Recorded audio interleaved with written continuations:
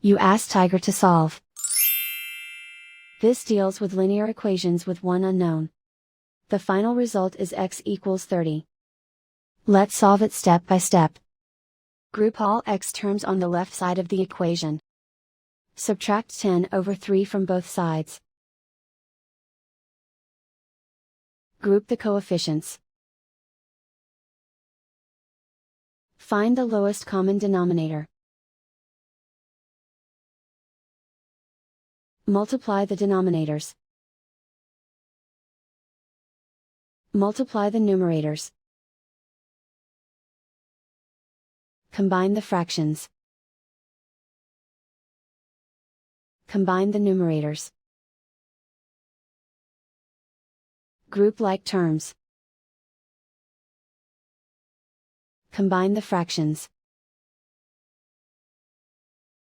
Combine the numerators. Reduce the zero numerator.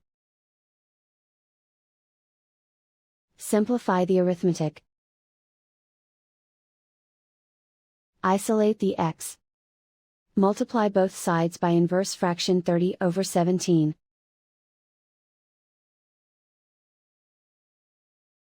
Group like terms. Multiply the coefficients. Simplify the fraction.